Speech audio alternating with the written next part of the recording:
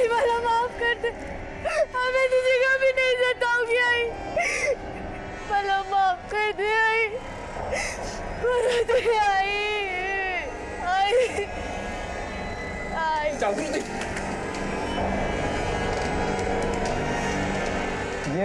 ये इसलिए मारा मेरी आई को? क्यों मारा मेरी आई को? छोड़ बोल, क्यों मारा? छोड़ से। बड़ी बेरहमी से कत्ल किया गया है।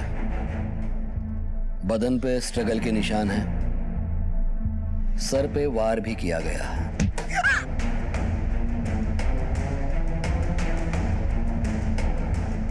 उसके बाद उसका गला और मुंह दबाया गया है।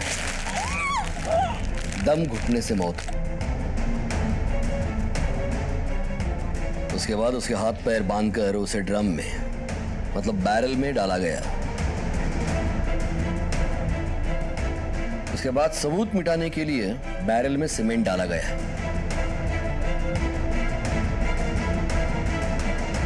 कातिल बड़ा बेरहम है, ठंडे दिमाग वाला,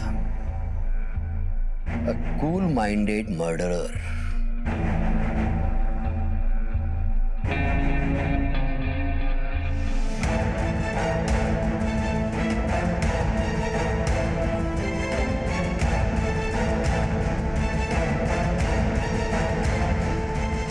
पुलिस के सामने कत्ल का मामला साफ होते ही इस केस को एरोली से Chembur police. Sir, postmortem report के मुताबिक मौत 8 दिन पहले हुई, मतलब 6 नवंबर को, ठीक उसी दिन जिस दिन उर्मिला घर से निकली थी। इसके 3 पहलू हो सकते हैं कदम। पहला श्रीकांत, जो हमें घुमा रहा है, जिसके खिलाफ कोई ठोस सबूत नहीं है हमारे पास। दूसरा सुभाष, उर्मिला उस श्रीकांत के अफेयर की वजह से वो भी उसे मार सकता है। और तीसरा, हमें गुमराह करने के लिए उर्मिला की जगह किसी और को मारकर उसे उर्मिला की आइडेंटिटी देके खुद उर्मिला किसी और जगह अपनी अलग आइडेंटिटी से रह रही होगी। उर्मिला की फैमिली का डीएनए बॉडी से मैच करवा लो। जी सर। नासिक में श्रीकांत और उर्मिला जहां जहां घूमे वहां का सीसीटीवी फुटेज मिला? सर, श्रीकांत के बयान के मुताबिक और कॉल रिकॉर्ड से जो लोकेशन मिले, वहां कहीं पे भी सीसीटीवी कैमरा नहीं मिला। उर्मिला का मर्डर अगर 6 तारीख को हुआ है तो 7 और 8 तारीख को श्रीकांत किसके साथ घूम रहा था? फिर से नासिक जाओ, फिर से पूछताछ करो उर्मिला का फोटो लेके। और 10 तारीख को सातारा में उर्मिला का फोन क्या कर रहा था? या तो चोरी हो गया होगा या फिर उसे कोई घुमा रहा होगा। हम किसी को क्लीन चिट नहीं दे सकते। मर्डर लोकेशन फिर से टटोलना होगा श्रीकांत के साथ। उसे कुछ तो हड़बड़ाहट होगी और हमारे हाथ से कुछ छूटा तो नहीं, इसका क्रॉस चेकिंग भी हो जाएगा। सर,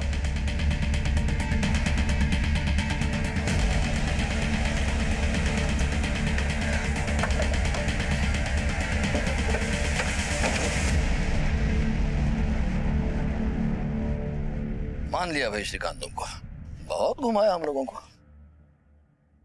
उर्मिला को 6 तारीख को ही मार दिया था और हमें महाराष्ट्र दर्शन करवाए। उर्मिला को मारकर उसे ड्रम में भर दिया, ड्रम में सीमेंट भर दिया और उसे यहां लाके डाल दिया। अब ये भी बता, ये सब कैसे किया तूने? क्या सर, आप ही मुझे घुमा रहे हो? ये सब आप लोगों की कहानी है सर। अच्छा, नीचे से।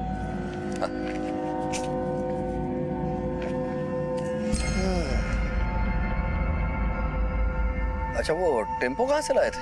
टेम्पो था या मिनी ट्रक था या वैन? भाड़े पे लाए थे ना? सर, मुझे समझ में नहीं आ रहा आप क्या रहे हैं। एक तो लाश, वो भी ड्रम में भरी हुई, उसमें सीमेंट भरा हुआ। मतलब ये एक आदमी का काम नहीं हो सकता। और कौन था साथ में? सर, मैं आपको पहले ही कह चुका हूँ, ये सारी मनगढ़ंत बातें हैं आपकी। मुझे समझ में नहीं आ रहा आप कहना क्या चाहते हैं। 12 तारीख को कहाँ थे तुम? 12 तारीख को दीवा में था मैं। कमांडर की बात ही समझेगा ये।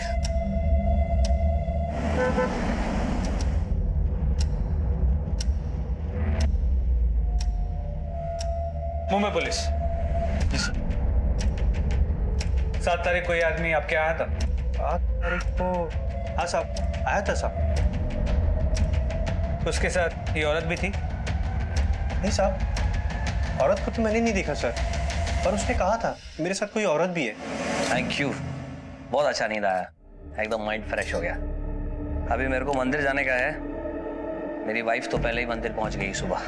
तो उसके साथ जो औरत आई थी उसे तुमने देखा था? नहीं साहब। इस आदमी को देखा है? हाँ साहब, ये तो आया था यहाँ पर।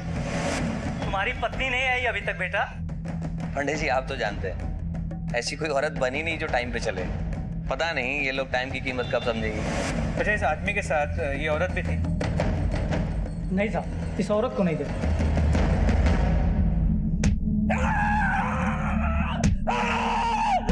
बस बस बस बस बस कमांडर, बस थोड़ा आराम करा।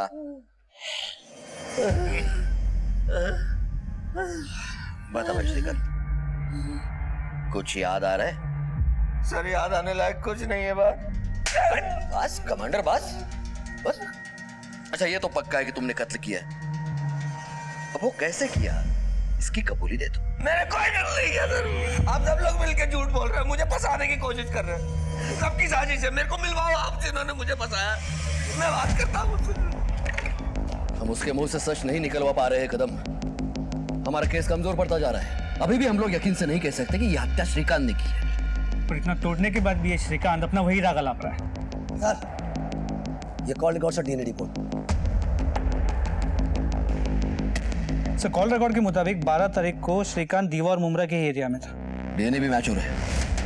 ये उर्मिला की है। मतलब श्रीकांत ने उसका मर्डर 6 तारीख को किया। उर्मिला कहीं नहीं गई, उसका फोन ट्रैवल हुआ है। बहुत बड़ा खेल खेल रहा है श्रीकांत। उसके मुंह से सच निकलवाना ही होगा। श्रीकांत जानता था कि हम कॉल रिकॉर्ड्स का इस्तेमाल करेंगे, इसलिए उसने कॉल रिकॉर्ड्स को अपना सबसे बड़ा सबूत बनाया। ये सारे सबूत झूठे हैं, मगर है तो सबूत। बहुत सोच समझ के दांव खेला है श्रीकांत। उसके दीवा के घर की तलाशी लेनी पड़ेगी।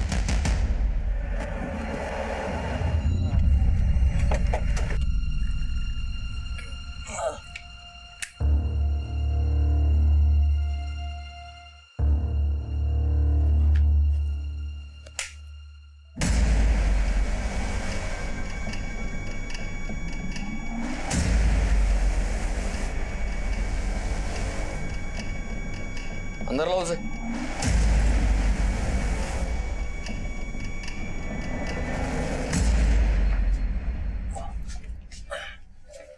ये सीमेंट क्या कर रहा है यहाँ पे?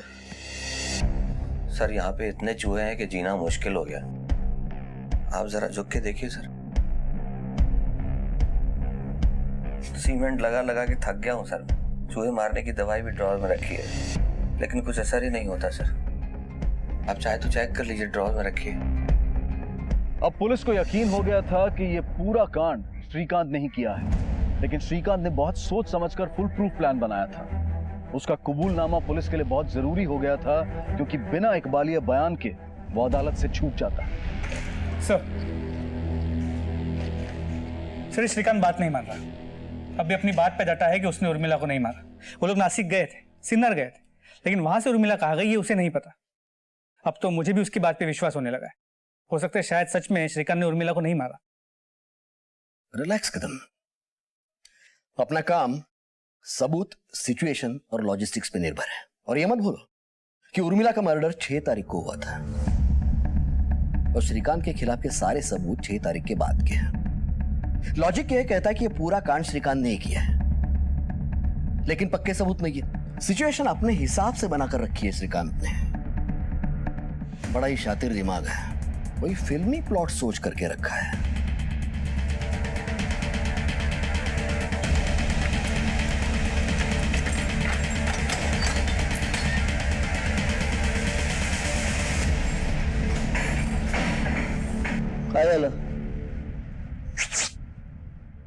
क्या किया? कुछ नहीं किया। पुलिस मुझे मर्डर के झूठे केस में फंसा रही है। मैंने कुछ भी नहीं किया। अरे यहाँ ऐसे ही होता है। सच झूठ कोई मायने नहीं रखती। सबूत सबूत होना चाहिए, और सबूत कोर्ट में पेश करने के लिए अच्छा वकील होना चाहिए। हाँ, वरना पुलिस है ना, ये सबूत को तोड़ मरोड़ के कोर्ट में पेश करती है। तेरे को एक बात बताऊं क्या? अपने को मार के आए है, लेकिन अपन का वकील है ना, कानून के चोर से सब उनको यहाँ से छुड़ाएगा। वो कैसे? कैसे? क्या नाम बताया तूने? श्रीकांत। वो कहावत तो पता है ना, डॉक्टर और वकील के सामने नंगा होना पड़ता है।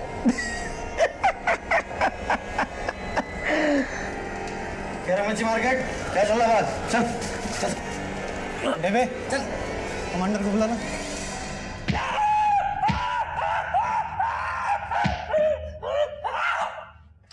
अरे क्या चल रहा है? हाँ क्या चल रहा है? आदमी अपना जुर्म कबूल नहीं कर रहा, मतलब मार दोगे क्या उसे? देशपांडे, अपनी ये बहस कोर्ट के लिए बचा के रखना।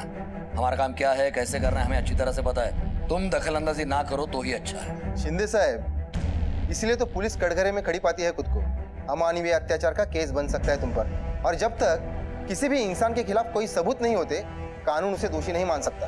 और आप ऐसे किसी को भी रिमांड में लेके सिर्फ पूछताछ कर सकते हो, मार नहीं सकते। हे बघा, ही तुमची केस नाही आहे, तुम्ही तुमच्या केस बद्दल बोला।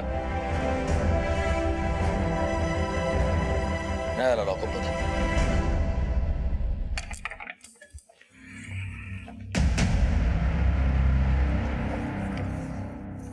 ये लीजिए इंस्पेक्टर साहब। पाटील, हो साहेब। काढा बाहेर त्याला।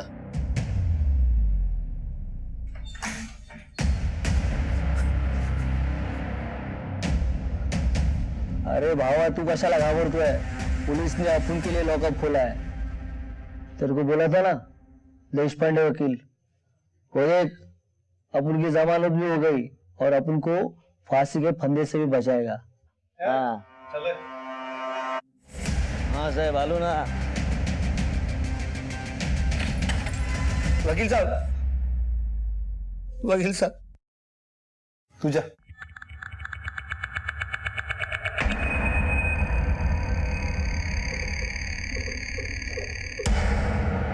ठीक है, सारी सच्चाई मुझे बता दो, ताकि जिस तरह उस मुजरिम को बाहर निकाला है उसी तरह तुम्हें बाहर निकाल सकूं और कोर्ट से भी बाइज्जत बरी करवा सकूं। पर थोड़ा पैसा ज्यादा लगेगा। वकील साहब, बार बार वही बात। जो भी सच था वो सब आपको भी बताया, पुलिस को भी बताया। अब क्या करूं मैं? देखो, मैं तो सिर्फ इतना ही कर सकता हूँ कि ये पुलिस वाले तुम पर 3rd डिग्री का इस्तेमाल नहीं कर पाएंगे। कल तुम्हारी रिमांड खत्म होगी और तुम्हें कोर्ट में पेश किया जाएगा। लेकिन ये पुलिस वाले बड़े शातिर, इन्हीं सबूतों पर तुम्हारी रिमांड फिर से बढ़ा लेगी और उस वक्त मैं कुछ नहीं कर पाऊंगा, क्योंकि सच्चाई मुझे अभी पता नहीं। ठीक है, ख्याल रखना अपना।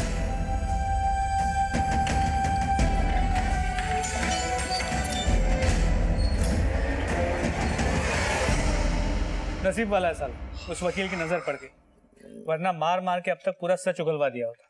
मिलेगा, पूरा मौका मिलेगा तुम्हें कदम। फिलहाल अपना केस थोड़ा कमजोर है। कल रिमांड खत्म होते ही मैं एक्सटेंशन ले लूंगा, फिर कोई वकील इसे बचा नहीं पाएगा। Sir sir sir sir, sir एक बार वकील साहब से मिलवा दीजिए प्लीज। मुर्गे की आखिरी इच्छा भी पूरी कर दो कदम, कल इसे हलाल तो होना ही है। घबराओ मत, सब सच सच बताओ, मैं तुम्हें बचा लूंगा। वकील साहब, 6 नवंबर को उर्मिला उस पार्टी के पास से सीधी मेरे पास आई घर पे। बाकी सब कर सकते हो, शादी क्यों नहीं कर सकते? श्रीकांत, मैं तंग आ चुकी हूँ इस दोहरी जिंदगी से। मैंने अपना सब कुछ अपने पति पर न्यौछावर कर दिया और उसके बदले मुझे क्या मिला? सिर्फ धोखा। उर्मिला, हमारा रिश्ता प्यार का रिश्ता है, लेकिन इसमें शादी कहां से आ गई? अच्छा, तो तुम मेरा इस्तेमाल कर रहे थे। अब मैं तुम्हारे पत्नी को बताऊंगी, पूरे समाज को बताऊंगी तुम कितने घटिया इंसान हो। तुमने मुझ पे हाथ उठाया श्रीकांत, अब मैं तुम्हें नहीं छोड़ूंगी। अब तो तुम गए, अब देखना मैं क्या करती हूँ।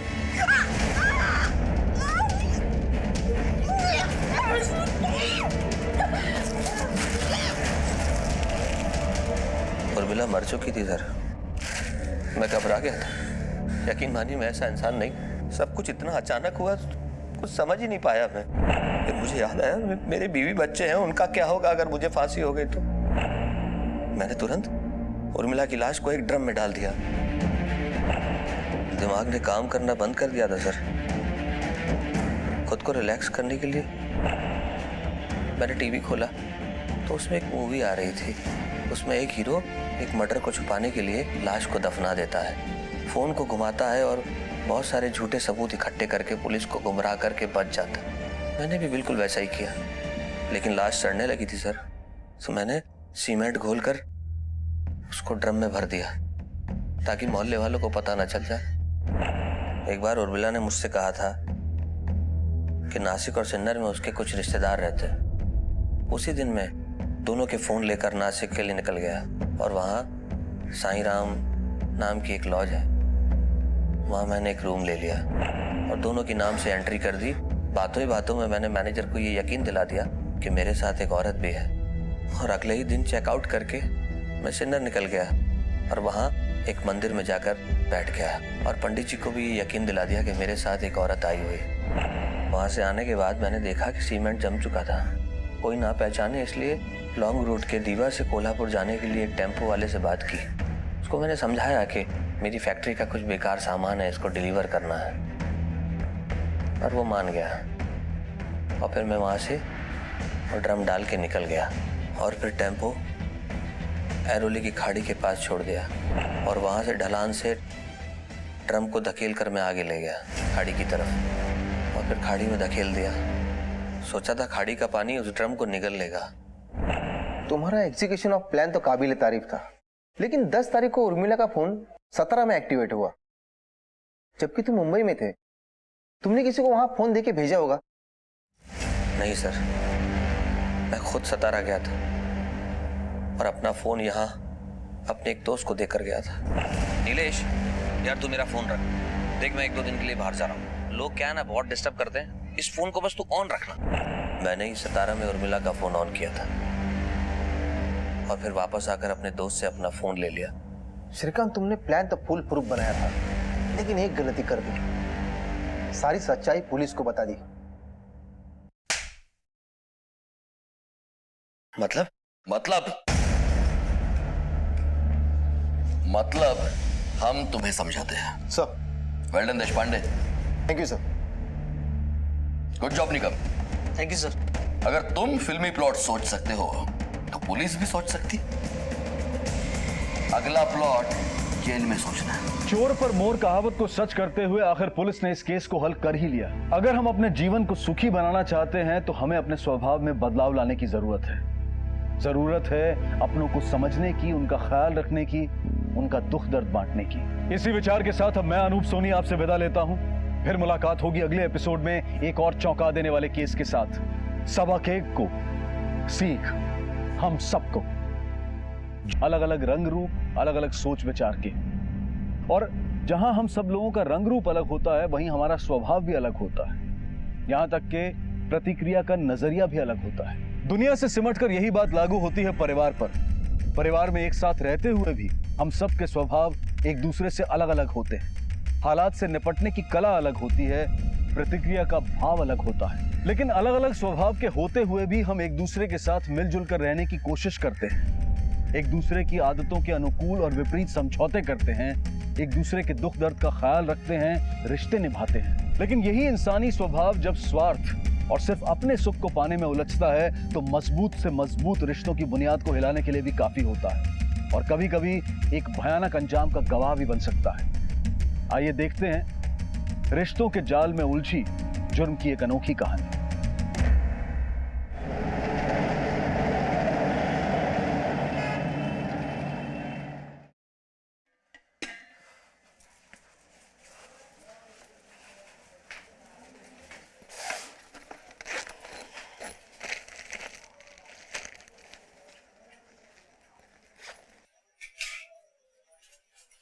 ये फालतू का काम छोड़, कोई ढंग का काम ढूंढ ले। एक गोष्ट जागेवर सापडत नाही या घरात। 500 रुपए रखे थे, कहाँ गए? उर्मिला, वो 500 रुपए मैंने लिए हैं। आज नए काम के लिए इंटरव्यू देने जाना है चिंच पोकली, और वैसे भी तू तो सीधे फैक्ट्री जाएगी, ट्रेन का पास भी है तेरे पास, तो तुझे पैसों की क्या जरूरत है? शाम को थोड़ा ओवर टाइम कर लेना, मिल जाएंगे पैसे। आई आज टिफिन नहीं ले जाओगी? नको, उशीर झालाय. ना जाने कब तक इस चक्की में पीसना लिखा है नसीब में. तंग आ चुकी हूं इस भागदौड़ से. भगवान ही जाने तेरे बाबा को नौकरी कब मिलेगी. अच्छा आई, मेरे मोबाइल का बैलेंस खत्म हो गया है, जाते वक्त रिचार्ज कराती जाना. तुम बोलोगी तो वो उधारी में कर देगा. ओके?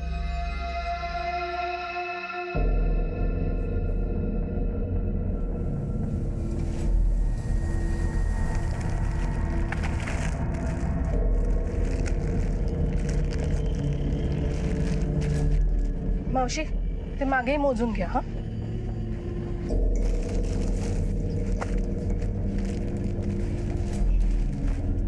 उर्मिला जरा उधर आओ.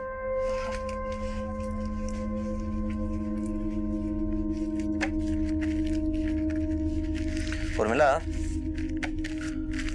ये जोगेश्वरी में तिवारी बाबू को देना है और ध्यान से. हाँ ठीक है, जाओ.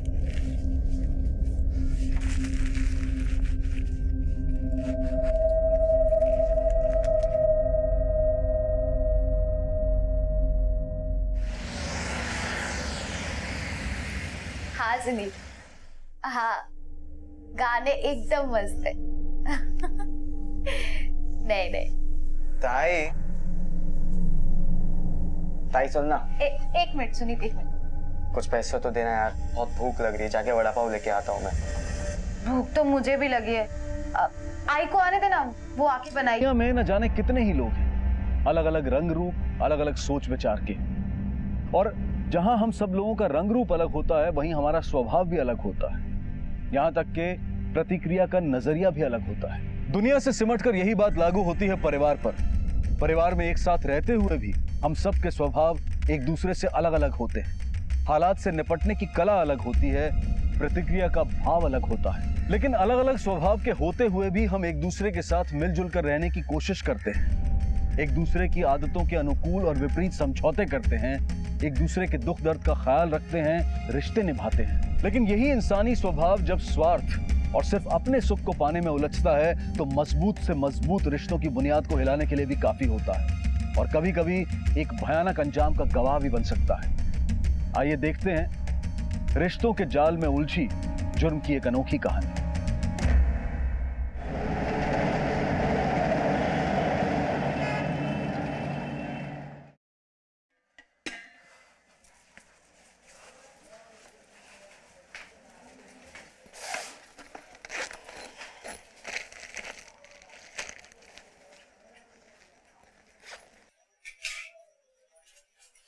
ये फालतू का काम छोड़, कोई ढंग का काम ढूंढ ले. एक गोष्ट जागेवर सापडत नाही या घरात. 500 रुपए रखे थे, कहाँ गए? उर्मिला, वो 500 रुपए मैंने लिए हैं. आज नए काम के लिए इंटरव्यू देने जाना है चिंच पोकली. और वैसे भी तू तो सीधे फैक्ट्री जाएगी. ट्रेन का पास भी है तेरे पास, तो तुझे पैसों की क्या जरूरत है. शाम को थोड़ा ओवर टाइम कर लेना, मिल जाएंगे पैसे. आई आज टिफिन नहीं ले जाओगी? नको, उशीर झालाय. ना जाने कब तक इस चक्की में पीसना लिखा है नसीब में. तंग आ चुकी हूं इस भागदौड़ से. भगवान ही जाने तेरे बाबा को नौकरी कब मिलेगी. अच्छा आई, मेरे मोबाइल का बैलेंस खत्म हो गया है, जाते वक्त रिचार्ज कराती जाना. तुम बोलोगी तो वो उधारी में कर देगा. ओके?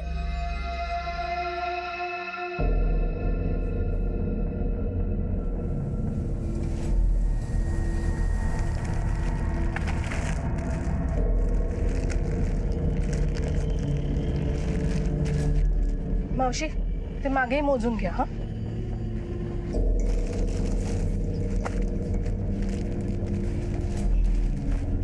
उर्मिला जरा उधर आओ.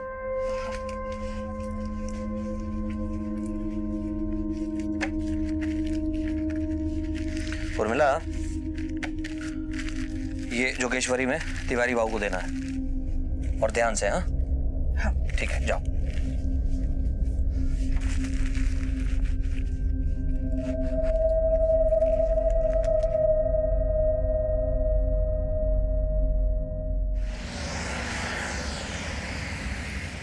हाँ सुनील, हाँ गाने एकदम मस्त है। नहीं नहीं ताई ताई सुन ना, एक मिनट सुनील, एक मिनट। कुछ पैसे तो देना यार, बहुत भूख लग रही है, जाके वड़ा पाव लेके आता हूँ मैं। भूख तो मुझे भी लगी है। आई को आने देना, वो आके बनाएगी। देख आई आ गई। आई इतनी देर कहाँ लगा दी, सबको भूख लगी है। क्यों? तू नहीं खाना बना सकती? जब देखो तब फोन फोन फोन। हाँ सुनी,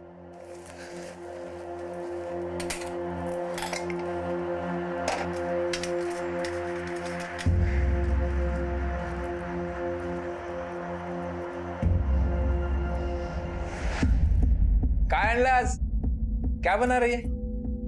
चिकन?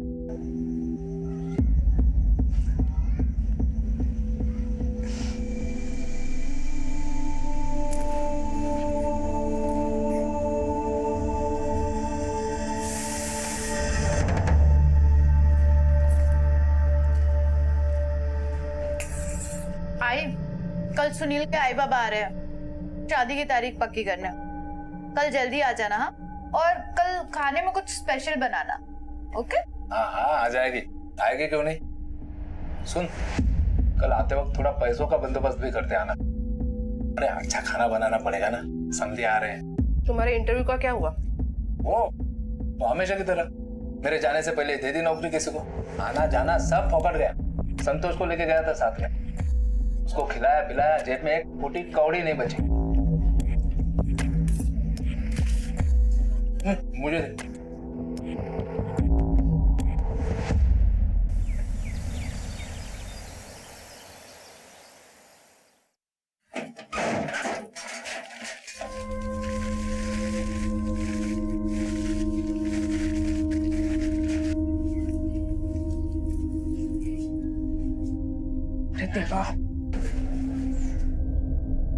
आई याद है ना, शाम को जल्दी आना है। सुनील के आई बाबा आ रहे हैं, रिश्ते की बात करनी है। जल्दी आ जाना। हाँ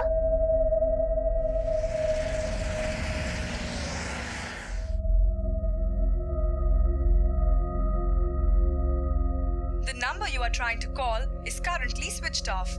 Please try again later.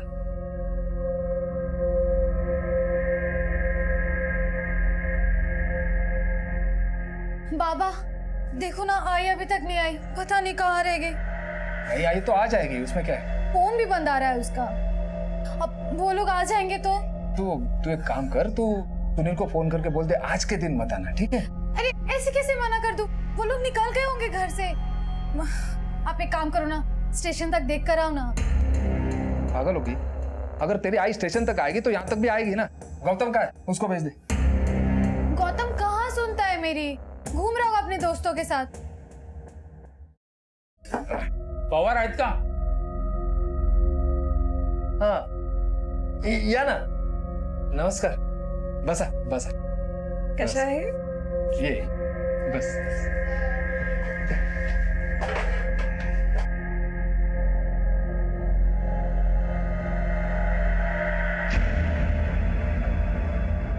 काय झालं? क्या हुआ? आप लोग कुछ चिंता में दिख रहे हैं। उर्मिला ताई कुठे आहे? आई बस आती होगी। तिची आई अजून कामावरून आली नाही, बस आ जाएंगे, उसमें क्या है? तो फिर हम लोग बातें शुरू करते हैं ना? हाँ आई के आने तक वेट करते हैं, बस आती ही होगी, फिर बातें कर लेंगे। जैसी तुम्हारी मर्जी। मैं फोन लगाया हूँ पर लगा नहीं, फिर से लगाता हूँ। मैं आप लोगों के लिए पानी लेकर आती हूँ।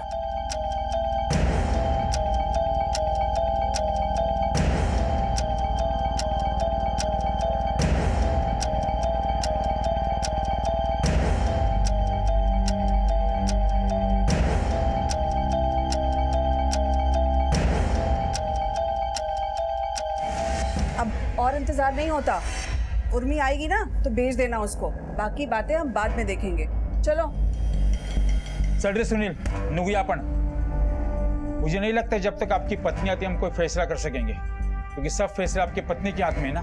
खामा खामी बुला लिया, चला रे। सुनील, तो रुक, मैं देखता हूँ।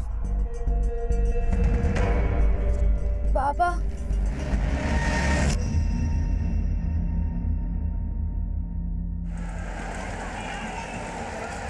दी, आपने जागृति की आई को देखा क्या? नहीं। मधु, तूने आई को देखा क्या? नहीं,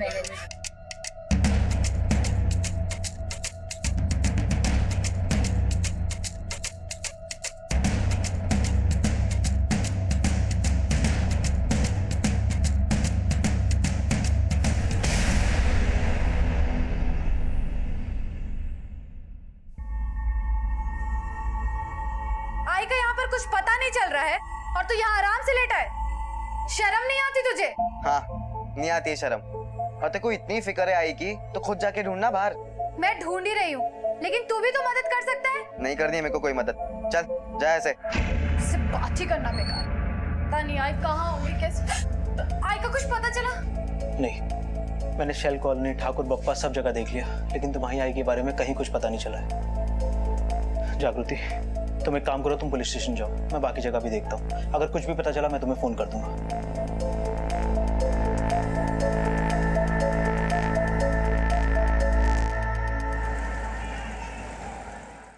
मेरी आई कल से घर नहीं लौटी सर। कैंसर नाम आनी हुए? उर्मिला सुभाष पवार, उम्र 45 साल। कहाँ से गायब? घर से? नहीं सर, काम के लिए निकल चुकी थी आई। आई कल रात से घर नहीं आई साहब। हमने सुबह तक इंतजार किया और अभी आपके पास कंप्लेन कराने आए हैं। कहाँ काम करती है? दीवा में श्रीकांत प्लास्टिक फैक्ट्री में काम करती है आई। कब से काम करती है वहाँ? यही कुछ 7-8 महीने से। अब उसके पहले पैसों की तंगी की वजह से मेरी माँ घर घर जाके झाड़ू बर्तन करती थी। अभी 7-8 महीने पहले उसको ये नौकरी मिली थी। घर से कब निकली थी काम के लिए? कल सुबह 9-9:15 बजे। हमने फैक्ट्री में भी फोन किया, वो वहाँ भी नहीं पहुंची। हमने सब जगह ढूंढ लिया सर, वो कहीं नहीं मिल रही। देखो, तुम्हारी आई कोई बच्ची तो है नहीं, एक समझदार औरत। हो सकता है कि किसी रिश्तेदार के घर गई हो या फिर फैक्ट्री में ही रुक गई हो।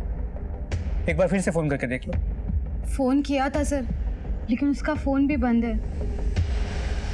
तुम्हारे पिताजी नहीं है तो क्या करते हैं? बाबा काम की तलाश में है, अभी शिरडी गए। घर में छोटा भाई है गौतम, उसने पढ़ाई छोड़ दी है, छोटे मोटे काम करता है। मेरी पढ़ाई पूरी हो गई है, एंगेजमेंट भी हो गई है, शादी होने वाली है मेरी। घर में कोई प्रॉब्लम्स, किसी से कोई दुश्मनी? नहीं सर, कोई दुश्मनी नहीं है। मेरी आई बहुत मेहनती है सर, बहुत अच्छी है। पैसों के लिए वो कभी कभी ओवर टाइम भी करती है। प्लीज सर, मेरी आई को ढूंढ दो प्लीज सर। ठीक है, इनकी डिटेल्स लिखवा दो, हम कार्रवाई शुरू करते हैं। अगर तुम्हें कोई इन्फॉर्मेशन मिले तो हमें भी बता देना। हो सर। इनके साथ जाइए। Thank you sir.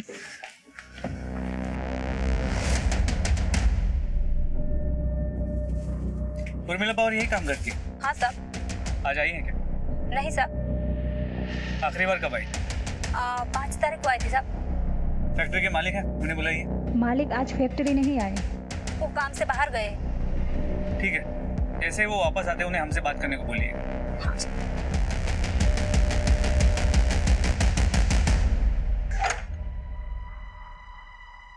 Gautam, Gautam उठ, गौतम,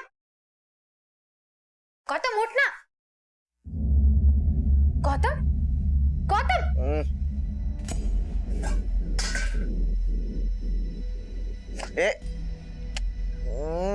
गौतम, तू शराब पी के है?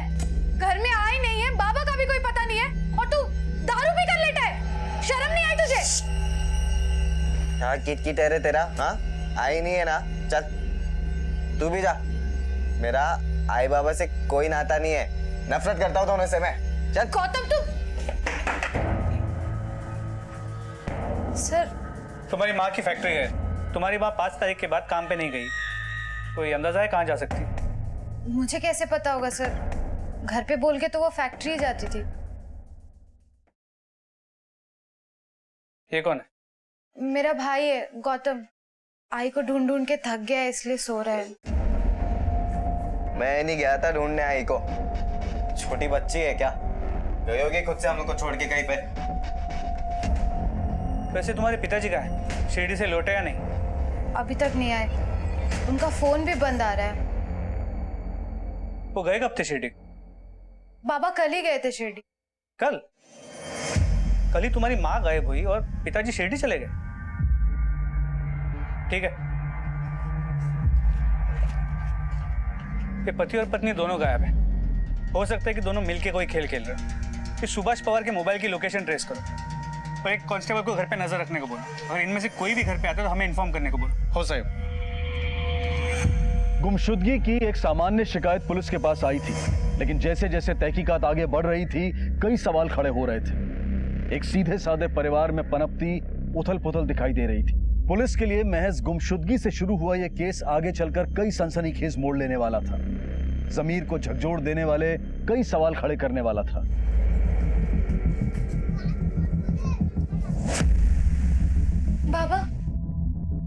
बाबा आई का कुछ पता नहीं चल रहा।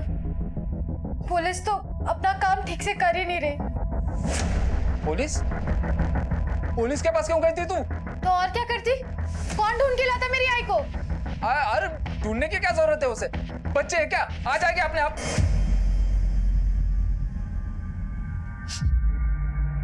दारू पे क्या है तू?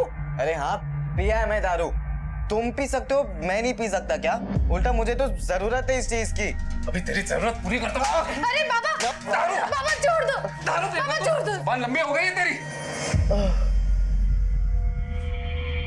सुभाष पवार चला। मुझे क्यों पकड़ रहे साहब? चलो ले चले सर। बाबा को कहाँ लेके जा रहे हो? बाबा ये सब क्या है? हाँ, मेरी आई को ढूंढने के बजाय आप लोग मेरे बाबा को यहाँ उठा कर ले आए। दामा साहिब आ रहे हैं। मैं कुछ नहीं सुनूंगी। मैं अपने बाबा को यहाँ से लेके जा रही हूँ। चलो बाबा यहाँ से। क्या लगा रखा है? हम हमारा काम ही कर रहे हैं। चांद्री, तुम्हारी बेटी कह रही थी तुम शिरडी गए थे। बाबा अभी शिरडी गए हैं। गिनो तो ना साहब, गया था मैं शिरडी। बस से गए थे ट्रेन से? सर आप ये सब मेरे बाबा से क्यों पूछ रहे हैं? क्योंकि झूठ बोल रहा है तुम्हारा बाप। ये शिरडी विरडी कहीं नहीं गया था, सच बोल रहा हूँ ना मैं? हो सर, मैं नहीं गया था शिरडी। महीने में एक आध बार थोड़ी दारू पी लेता हूँ मैं। घर पर पता ना चले इसलिए शिरडी का नाम लेके घर से निकलता हूँ। सर मुझे आपको कुछ बताना है। आई का एसएमएस आया मुझे थोड़ी देर पहले। लिखा है वो नासिक में है और खुश है। फिर दिक्कत क्या है? सर आप समझ नहीं रहे। आई कभी मैसेज नहीं करती है और उस मैसेज के आने के बाद ही उसका फोन बंद है। उसका अचानक से गायब हो जाना और कोई जवाब ना देना, सर मुझे लगता है कुछ तो गड़बड़ है। मेरी आई ठीक तो होगी ना सर? सर प्लीज मेरी आई को ढूंढ दीजिए। सर मोहल्ले वालों से पता चला है कि उर्मिला का पति सुभाष निकम्मा है। बेटा गौतम काफी एग्रेसिव है। आवारा लड़कों के साथ उसका उठना बैठना है। पढ़ाई छोड़ दी और नौकरी की तलाश में। बेटी जागृति की शादी की बातें चल रही है। सर इसके अलावा फैक्ट्री का मालिक श्रीकांत भी गायब है। श्रीकांत और उर्मिला के कॉल रिकॉर्ड्स के मुताबिक 7 और 8 नवंबर को दोनों नासिक और सिन्नर में थे। फिर 8 नवंबर को उर्मिला का फोन स्विच ऑफ होने से पहले उसने आखिरी मैसेज जागृति को किया। चलो फैक्ट्री चलते हैं। सर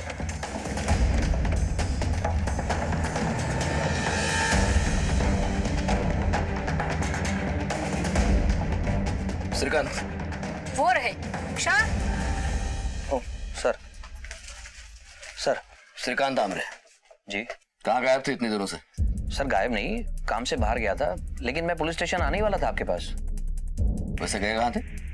सर मेरा काम है, मुंबई से बाहर आना जाना लगा रहता है। बात क्या है? बात यह है कि एक औरत है उर्मिला पवार जो तुम्हारी फैक्ट्री में काम करती है। हाँ 6 तारीख से गायब है और तुम भी 6 तारीख से गायब थे। कहाँ थे? सर मुंबई के बाहर ही गया था, नजदीक में। मैं बताता हूँ तुम्हें तुम कहाँ थे। पहले तुम नासिक गए, बाद में सिन्नर गए और तुम्हारे साथ उर्मिला भी थी। सही बोल रहा हूँ ना मैं? सर ये सारा चक्कर उन रुपयों से शुरू हुआ। दरअसल 5 तारीख को उर्मिला फैक्ट्री आई। मैंने उसे 2 लाख रुपए दिए थे एक पार्टी को पेमेंट करने के लिए, लेकिन 6 तारीख को पार्टी का फोन आया। श्रीकांत ये क्या है? अरे 2 लाख में ये औरत 10,000 रुपए पूरे कम लेकर आई है। अगर मैं चेक नहीं करता मेरा तो घाटा हो गया था ना। उर्मिला, ये तिवारी बाबू क्या बोल रहे हैं? कल रात मेरे पति ने पैसे देख लिए थे। ये उसी का काम है। मुझे माफ कर दो साहब। अच्छा ठीक है, कोई बात नहीं। तुम तिवारी बाबू को फोन दो। बोलो। अरे तिवारी जी, देखिए जो आपका 10,000 बाकी है वो अपन अगले हिसाब में जोड़ लेंगे। आप मैडम को जाने दो। हाँ कोई बात नहीं।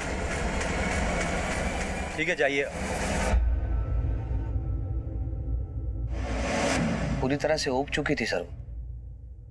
शायद उसके घर में कोई उसे समझता ही नहीं था, इसलिए कुछ दिनों के लिए वो अपने रिश्तेदारों के पास जाना चाहती थी, नासिक, ताकि उसके घर वालों को पता चले कि उसकी अहमियत क्या है। पर मुझे डर था कि कहीं वो अकेली है, कुछ गलत ना कर बैठे, तो मैं उसे लेकर नासिक चला गया। जब मैं नासिक पहुंचा तो वहां पर कोई था नहीं उसका रिश्तेदार। तो फिर हमने सोचा कि हम सिन्नर के लिए रवाना होते हैं, लेकिन रात बहुत हो गई, बसेस बंद थी, तो फिर हम रात को एक होटल में रुक गए। लेकिन अर्ली मॉर्निंग हम लोग सिन्नर के लिए रवाना हो गए और वहाँ एक माता जी का मंदिर है, हम लोगों ने वहाँ दर्शन किए। उर्मिला ने कहा कि भाई आप यहाँ रुको, मैं अपने रिश्तेदारों को देख कर आती हूँ। मैंने जाने दिया, लेकिन काफी देर तक वो नहीं आई सर। मुझे याद है तकरीबन 3-4 घंटे मैंने उसका इंतजार किया, लेकिन वो नहीं आई। तब जाकर मैं वहां से अकेला लौट के आया। और उसे ढूंढा क्यों नहीं? सर कैसे ढूंढता, उसके घर वालों का कोई पता था नहीं मेरे पास, और ऊपर से मेरा मोबाइल फोन भी बंद हो गया, बैटरी डाउन थी। और मुझे याद आया कि फैक्ट्री के काम से हमारी एक डिलीवरी देनी थी, तो मैं यहाँ अकेला वापस आ गया। ठीक है, उर्मिला के गायब होने से कैसे फायदा हो सकता है? वो तो उर्मिला शायद पति से तंग आके गायब हो गई होगी, लेकिन ये तभी पता चलेगा जब उर्मिला हमें मिलेगी। नासिक और सिन्नर पुलिस को उसको फोटो भेज देना, और उसने आखिर में जो कुछ पहना था उसकी सारी डिटेल्स। श्रीकांत ने जिन जिन जगहों के बारे में बताया है वहां पे लोकल पुलिस को फिजिकली चेक करने के लिए बोला, और उर्मिला के घर वालों से पूछना सिन्नर और नासिक में उनके कोई रिश्तेदार है भी या नहीं। सक एक अलग ही स्वभाव का चित्रण किया था। अपने घर, अपने परिवार के साथ रहते हुए भी अपने अंदर कितना तनाव छुपाए हुए थी। पुलिस ने तहकीकात के सिरे खोलने शुरू किए और सच्चाई जानने के लिए मामले की तह तक जाने का फैसला किया। हेलो जागृति, अच्छा तुम्हारा कोई रिश्तेदार नासिक या सिन्नर में रहता है? हाँ सर, हमारे दूर के रिश्तेदार रहते हैं नासिक में, और मेरी एक शारदा मौसी है, मेरी आई की चचेरी बहन, वो भी सिन्नर में रहती है। ठीक है,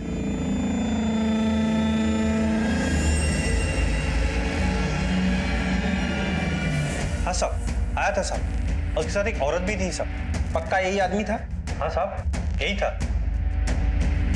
ये आदमी आया था यहाँ पर? हाँ साहब, इसके साथ में एक स्त्री भी थी, और इस आदमी ने काफी देर तक उस स्त्री का इंतजार भी किया था।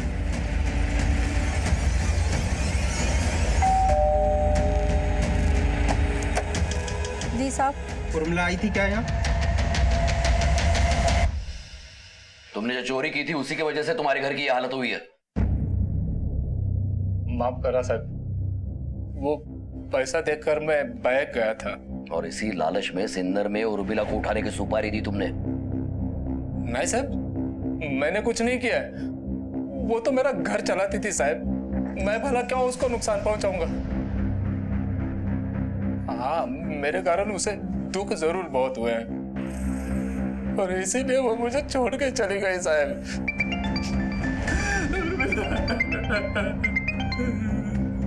हेलो, ठीक है सर, गौतम दीवा की फैक्ट्री के पास देखा गया।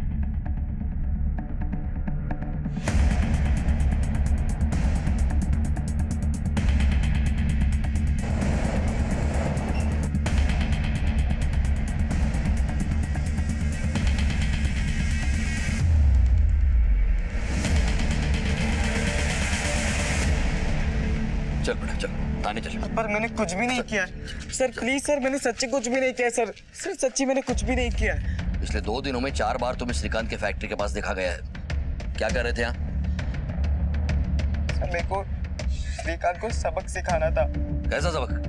सर वो श्रीकांत ने मेरी आई को पूरी तरीके से अपनी बातों में फंसा लिया था। कुछ दिन पहले मैं दीवा आया था कुछ काम से, मैंने सोचा था कि मैं आई से मिलता हुआ जाऊंगा, लेकिन जब मैं फैक्ट्री आया सर, तभी मुझे पता चला कि श्रीकांत आई को अपने साथ अपने घर लेकर गया था।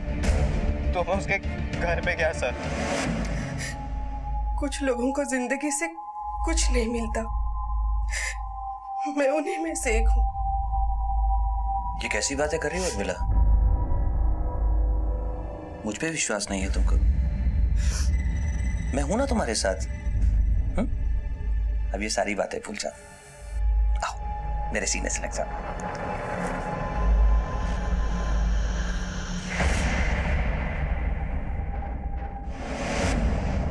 सर मैं उस श्रीकांत से अपना बदला लेकर रहूंगा, नहीं छोड़ूंगा मैं उसको, तो ये पहले क्यों नहीं बताया? सब मैं नहीं चाहता था कि मेरी आई की बदनामी हो, लेकिन ये बात मुझे पता है कि श्रीकांत ने मेरी आई के साथ कुछ ना कुछ किया। न जाने मेरी आई कहाँ पर है।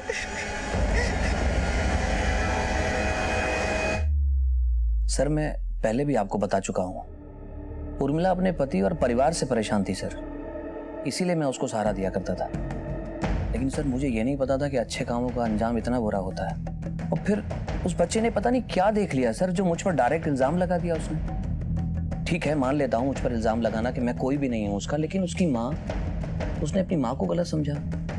ये बात समझ में नहीं आई सर। सर मैंने जो भी बातें आपको बताई हैं वो एक एक बात सही है, आप चाहे तो इंक्वायरी कर लीजिए सर। ठीक है मान लेते हैं कि तुम सच बोल रहे हो। अब एक बात हमारी भी ध्यान में रखना जी, ये शहर छोड़ के कहीं भी नहीं जाना। ओके सर, जो थैंक यू। उर्मिला के बेटे गौतम ने पुलिस के सामने एक सनसनीखेज खुलासा किया, लेकिन उसे श्रीकांत ने झुठला दिया। हर एक केस को सुलझाते सुलझाते पुलिस का ऐसे कई मुजरिमों से पाला पड़ता है जो उन्हें सीख भी दे जाते हैं और हैरान भी कर जाते हैं। और यह केस भी उसी दिशा में जा रहा था। पुलिस अपने अनुभव को काम में लाते हुए पूरी गंभीरता से इस केस की तहकीकात कर रही थी, लेकिन आगे जो इस कहानी में होने वाला था उसके बारे में शायद किसी ने सोचा भी नहीं होगा।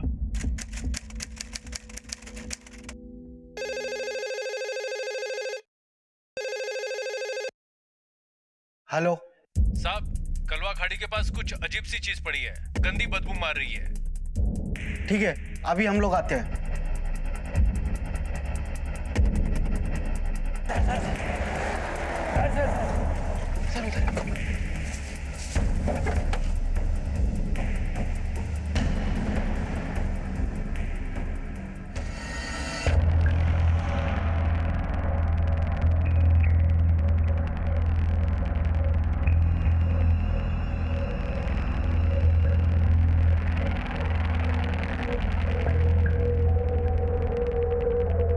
ड्रम को तोड़ो और अंदर से बॉडी निकालो।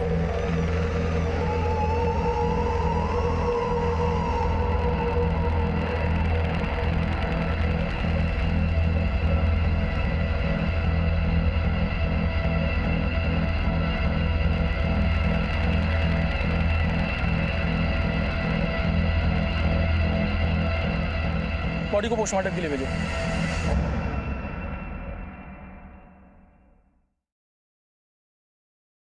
औरत की लाश है, उम्र लगभग 48 साल, सर पे चोट के निशान भी है, मुंह और गला दबाया गया, दम घुटने से मौत हुई है।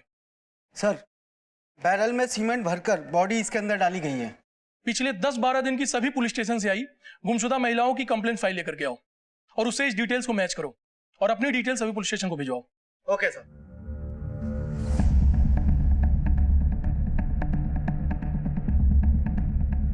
सर ऐरोली पुलिस को खाड़ी के पास एक लाश मिली जिसकी डिस्क्रिप्शन उर्मिला से मैच करती है। ऐरोली में? उर्मिला तो चेंबूर में रहती है और काम करती है दीवा में। ऐरोली इन दोनों के बीच में पड़ता है। अगर ये उर्मिला की ही लाश है तो खूनी भी आसपास ही होगा। तुम एक काम करो, तुम श्रीकांत और उर्मिला की फैमिली को पुलिस स्टेशन बुला लो बॉडी पहचानने के लिए। सर